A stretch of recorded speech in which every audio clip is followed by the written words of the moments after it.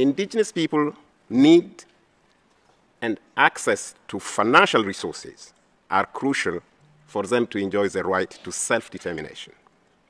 Mr. Chair, I would also like to take this opportunity to respond to remarks made earlier by one participant, which appeared to advocate for or insinuate support for the disintegration of our sovereign nation.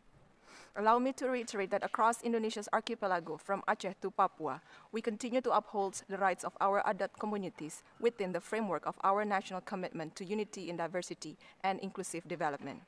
The individual who spoke does not even reside in Indonesia and certainly does not represent the views or interests of the Papuan people, nor any legitimate or recognized entity within the Republic of Indonesia. And we are here to claim it. We call on this expert mechanism to condemn Indonesia ongoing human rights violation in Aceh, to demand the withdrawal of military forces, and to support our struggle for independence. Indonesia must be held accountable and Aceh must be free. Insyaallah, Getanyau akan merdeka dari penjajah Indonesia. I thank you. Friends, welcome to the Manuscript Papua YouTube channel. Hi everyone, thank you for joining us here at Manuscript Papua. Pelapor khusus Perserikatan Bangsa-Bangsa yang menangani isu masyarakat adat, yaitu Albert K. Barume, telah melakukan kunjungan langsung ke Papua pada bulan Juli tahun 2025. Dalam kunjungannya tersebut, ia menemukan berbagai fakta di lapangan, termasuk pengakuan dari masyarakat adat di Papua, bahwa pemerintah Indonesia diduga telah memberikan laporan yang tidak sesuai kenyataan kepada PBB mengenai situasi masyarakat adat di Papua. Pada pertemuan yang merupakan pertemuan ke-6 dalam rangkaian sesi ke-18 Mekanisme Ahli Mengenai Hak-Hak Masyarakat Adat atau MRIP yang diselenggarakan pada tanggal 16 bulan Juli tahun 2025. Dalam forum ini, Dr. Albert K. Barume menyampaikan hasil investigasi globalnya. Meskipun beliau tidak menyebutkan Papua secara spesifik, ia kembali menekankan pentingnya koordinasi di antara semua mekanisme PBB yang menangani masyarakat adat. Ia juga menyoroti berbagai aspek penting seperti hak untuk menentukan nasib sendiri, prinsip persetujuan bebas dan berdasarkan informasi, hak atas tanah, isu perbatasan, militerisasi, hingga migrasi, yang semuanya memberikan wawasan dan analisis mendalam mengenai kondisi masyarakat adat di berbagai belahan dunia. Dalam sesi ini, Indonesia juga mengungkapkan sikap resmi dari pemerintah Indonesia terkait isu penentuan nasib sendiri. Delegasi Indonesia juga mencermati laporan MRIP dan menyampaikan pengakuan bahwa ekonomi tradisional merupakan bagian yang tidak terpisahkan dari identitas budaya, mata pencaharian, dan keberlanjutan masyarakat adat serta komunitas lokal. Indonesia menegaskan bahwa komunitas masyarakat adat telah lama memainkan peran penting dalam menjaga pengetahuan tradisional dan praktik berkelanjutan. Konstitusi Indonesia mengakui keberadaan mereka dan menjamin perlindungan hak-hak tersebut melalui kerangka hukum yang bertingkat.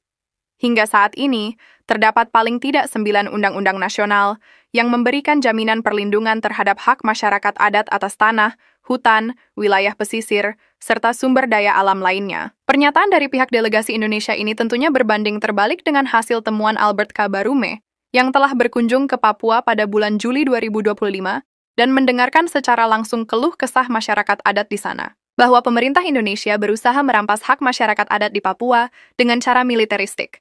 Ini fakta yang terjadi di Papua. Dalam forum ini, pemerintah Indonesia juga menekankan komitmennya untuk terus menjunjung tinggi hak-hak komunitas adat di seluruh kepulauan Nusantara, dari ujung barat di Aceh hingga ujung timur di Papua, sebagai bagian dari semangat persatuan dalam keberagaman dan pembangunan yang inklusif.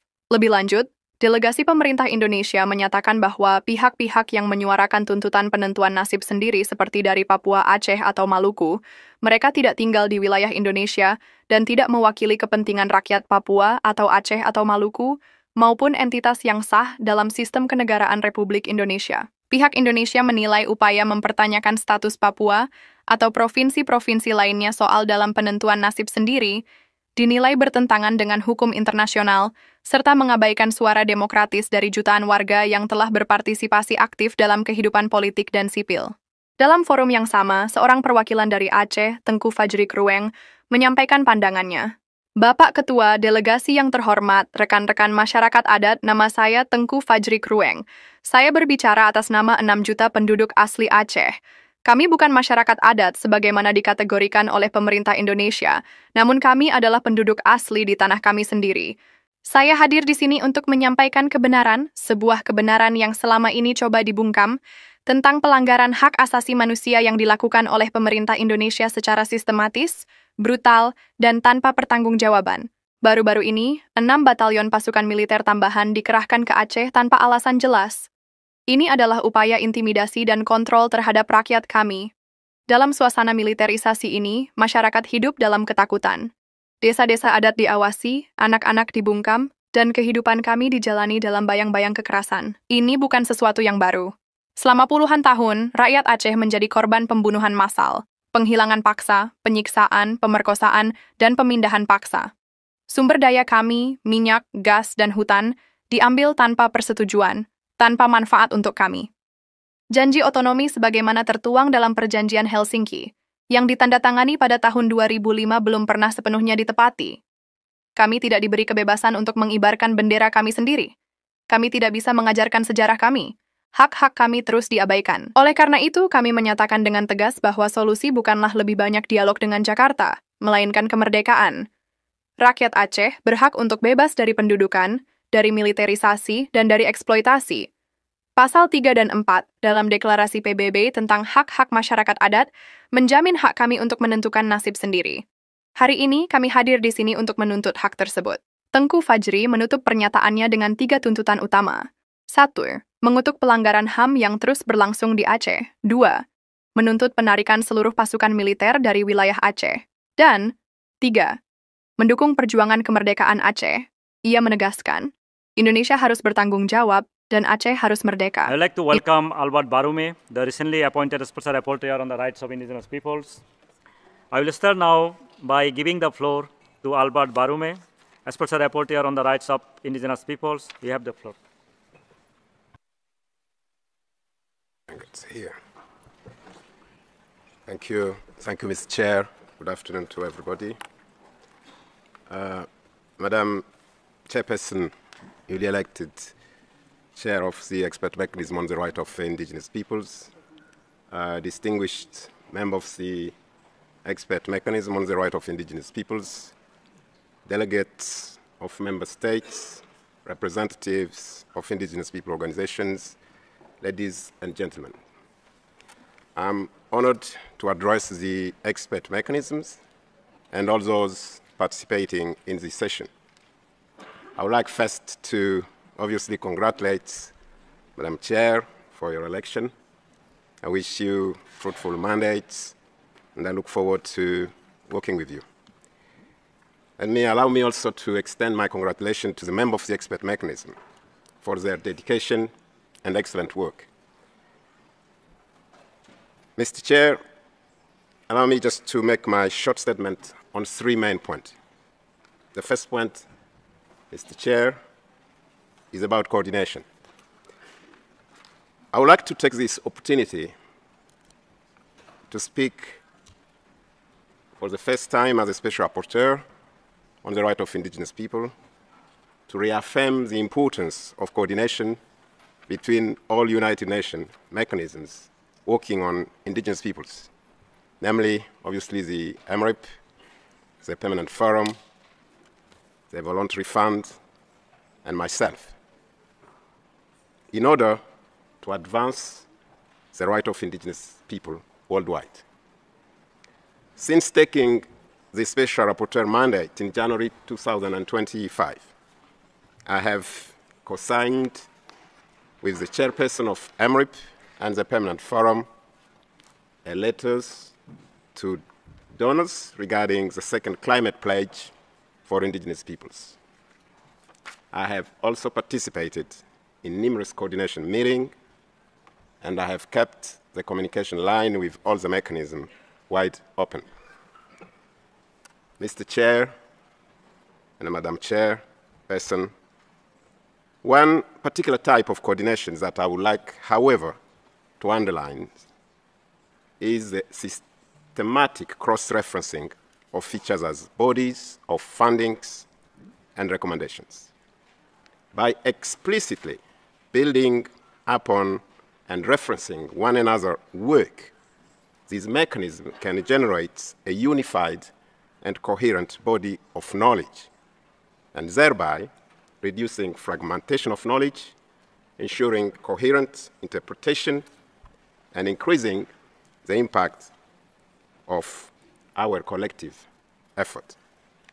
Such coordination ensures that a clear understanding, best practices, case studies, and jurisprudential advances are disseminated widely, and that implementation of the UNDRIP is informed by one full coherent spectrum of knowledge available within the United Nations.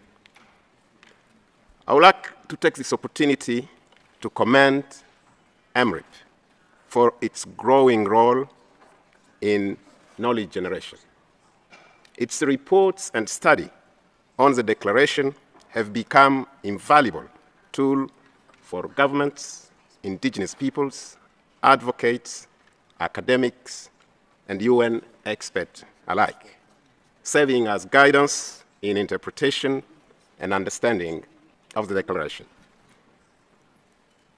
In my own initial report on land and recognition, for example, the UNDRIP thematic report and studies covering self-determination, free, prior, and informed consent, land rights, border issue, militarization, and migration provided me with unique insights and analysis to which I refer substantially.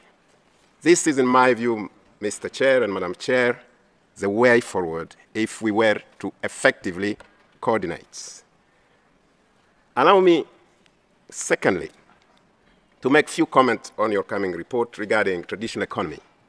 This is because traditional economy are central to indigenous people's rights. They are part of the right to self-determination of indigenous people. And allow me to just make a few comments or remarks for your potential consideration. First, indigenous people have expressed a concern to me about climate change-related initiatives that may restrict their development option, particularly with regard to livelihood, that form the foundation of their traditional economies. The potential expansion of protected area, the development of the carbon market, and the shift toward green energy may impose restriction on the ability of indigenous peoples to pursue their traditional livelihoods. Indigenous people may face circumstances where they are compelled to relinquish their traditional occupation, as indicated in many cases reported to me. Secondly, indigenous people need and access to financial resources are crucial for them to enjoy the right to self-determination. And that is, states should both provide funding and empower indigenous people to generate income through their own enterprises and traditional activity.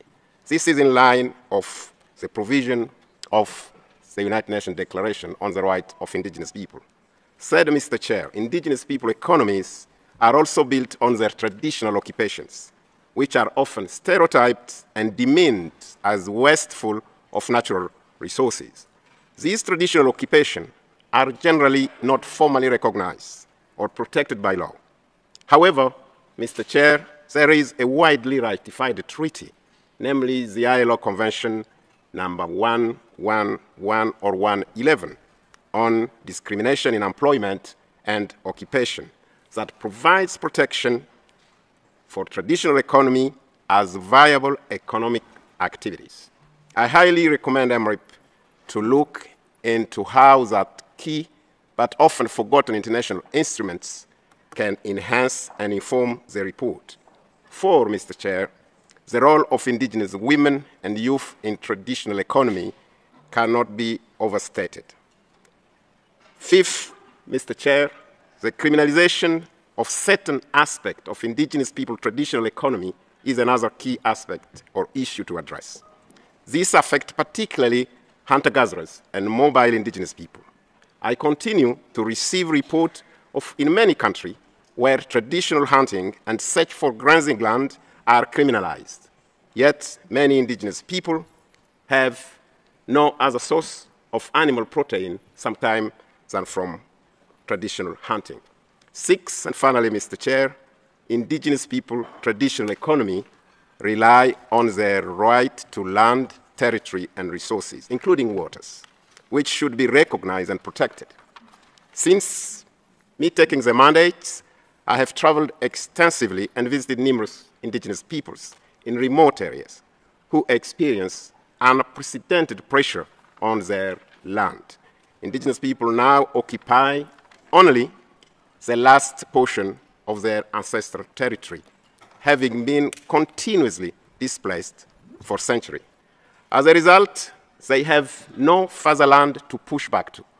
They are living in the last square meters of what used to be their traditional occupation. The pressure on land resources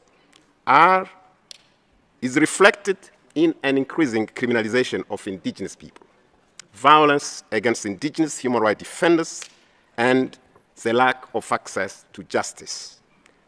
My mandate has been informed about repression of peaceful protests, disproportionate use of force, arbitrary detention, and cases of sexual violence against indigenous women who dare protecting their traditional territory.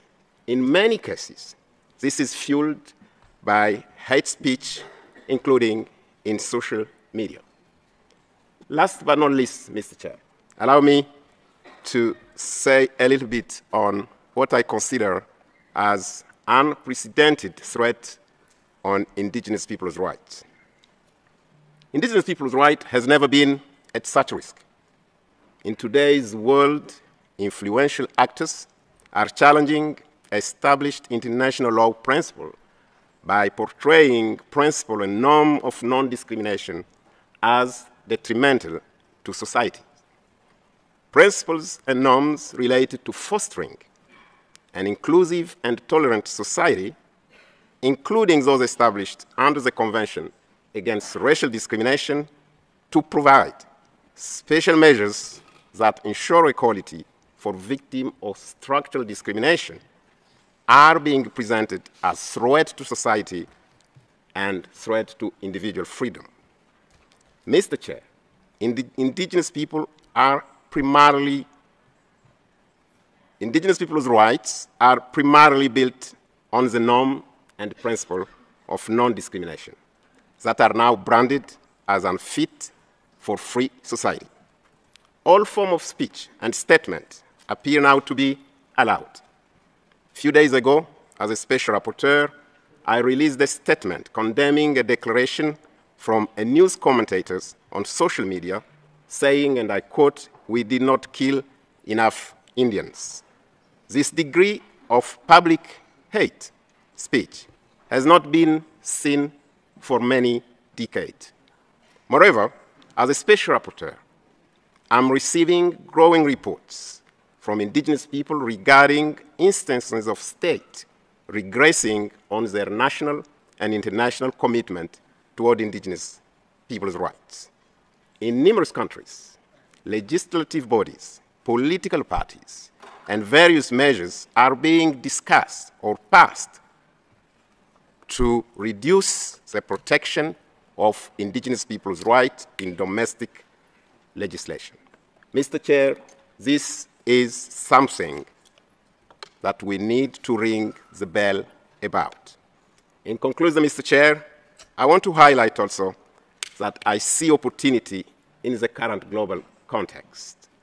Through my travel and engagement with indigenous people from all corners of the world recently, I have witnessed their resilience, the power of their governance institutions and network, their active engagement for constructive solution, and their solid determination to consequently frame their claim within international human rights framework. Indigenous people position themselves as leaders and essential partner to state and to other members of society. Within the United Nations, the UN Permanent Forum, the expert mechanism on the right of indigenous people, the voluntary fund, and the mandate of the special rapporteur should continue to reinforce the voice of indigenous people and to ensure the declaration serves as an instrument to reconcile states and indigenous people. Thank you, Mr. Chair. Now I give the floor to Indonesia, following by National UHCR's Forum. Indonesia, you have the floor. Panelists, Indonesia takes note of the MRIP report and recognizes that traditional economies are integral to the cultural identity, livelihoods, and sustainability of indigenous peoples and local communities. In the Indonesian context, masyarakat adat or adat communities have long played a critical role in preserving traditional knowledge and sustainable practices. Indonesia recognizes these communities within its constitution and protects their rights through a multi-layered legal framework. Currently, at least 9 national laws safeguard customary rights to land, forests, coasts, and other natural resources. Our delegation also wishes to share that on the ground, the Ministry of Agrarian Affairs has initiated pilot projects for documenting customary lands. In West Sumatra and Papua, land management rights certificates have been issued to protect adat communities and ensure consent-based land use. Those land management rights certificates are essential administrative tools that establish clear demarcation of customary boundaries and prevent any utilization of ancestral land by external parties without the consent of masyarakat adat.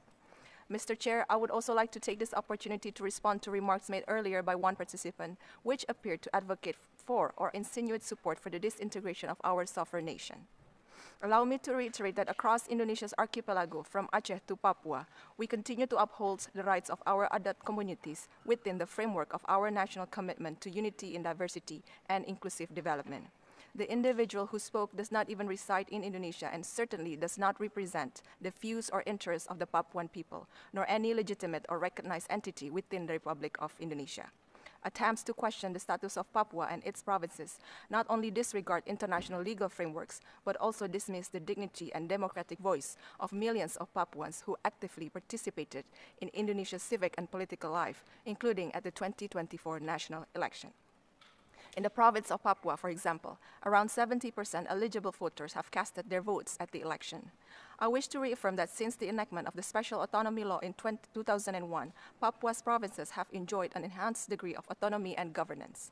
This legal framework provides a strong basis for the promotion of Papuan welfare and rights, including affirmative action for Orang Asli Papua. Under this special autonomy, Indonesia continues to implement comprehensive development initiatives focused on education, healthcare, infrastructure, sustainable development, and cultural preservation with the active involvement of local communities. I thank you. Now I give the floor to Aceh Sumatra indigenous peoples, following by the Philippines.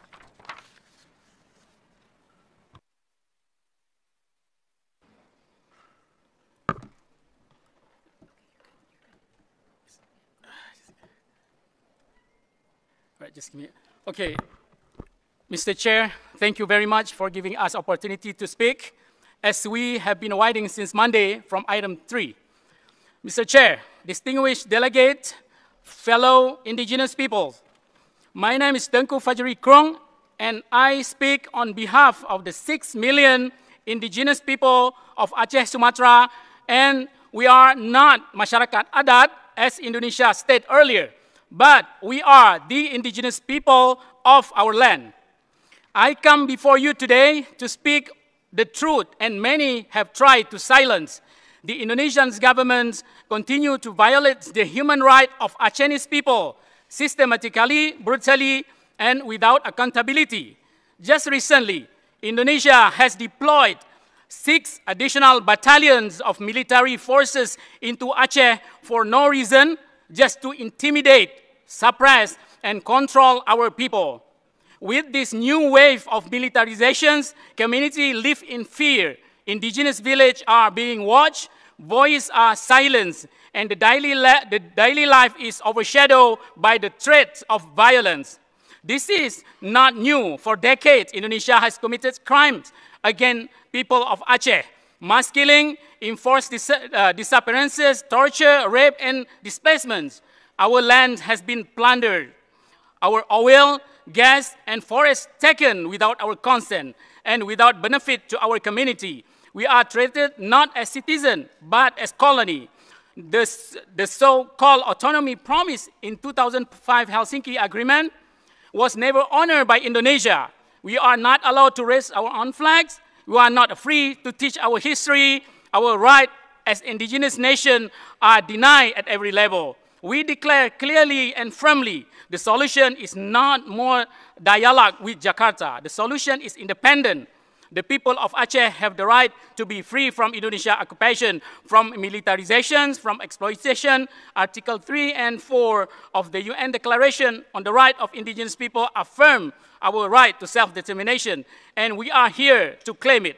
We call on this expert mechanism to condemn Indonesia ongoing human rights violation in Aceh, to demand the withdrawal of military forces, and to support our struggle for independence.